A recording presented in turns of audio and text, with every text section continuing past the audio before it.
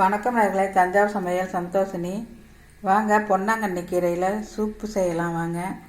சிகப்பு பொன்னாங்கண்ணி இருக்குது, பச்சை பொன்னாங்கண்ணி இருக்குங்க. இது நல்லா பச்சை பொன்னாங்கண்ணி நல்லா பெருசாக இருக்குது பாருங்க. கண்ணுக்கு நல்லது, உங்களுக்கு குளிர்ச்சி வேறு, கண்ணுக்கும் நல்லதுங்க. வெயில் நாளையில் சாப்பிட்டா. இப்போ அதில் சூப்பு வைக்கலாம். வாங்க. தேவையான பொருட்கள்: இந்த கீரைக்கு தக்காளி 2 எடுத்துருக்கேன் பாருங்கள். தக்காளி 2 தக்காளி எடுத்துருக்கேன், 2 பச்சை மிளகாய், 2 பூண்டு பல், ஒரு 10-15 சின்ன வெங்காயம் போட்டால் தாங்க நல்லாயிருக்கும். கொஞ்சம் தேங்காய், கொஞ்சோண்டு மிளகு, கொஞ்சம் மிளகு போதும், ஜீரகம். இதை நல்லா போட்டு எல்லாத்தையும் நம்ம அரைச்சிட்டு வந்துடலாம். இப்போ மஞ்சத்தூள் சேர்த்து அரைச்சிடலாங்க.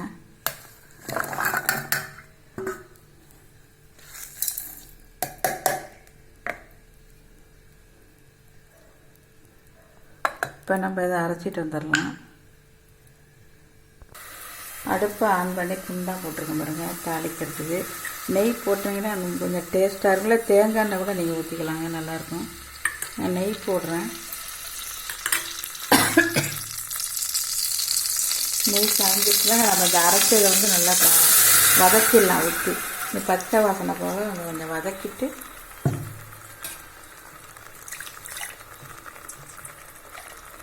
தண்ணி ஊற்றிக்கலாம்.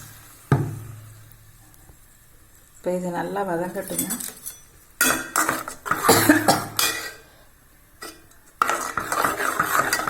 நல்லா கொதிக்கட்டுங்க.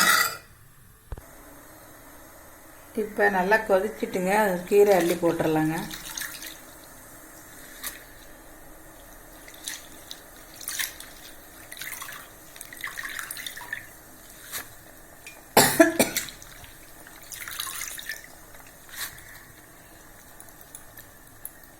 கொஞ்சம் மூடி வச்சிடலாம்.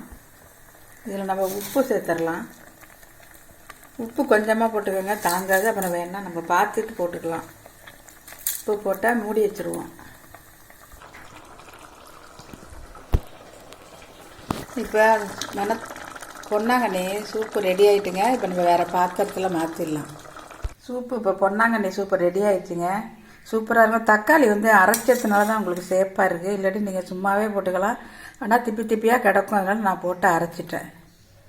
சூப்பராக இருக்கும். இந்த வீடியோ பிடிச்சிருந்தால் லைக் பண்ணுங்கள், ஷேர் பண்ணுங்கள், சப்ஸ்கிரைப் பண்ணுங்கள். வாழ்க வளமுடன்.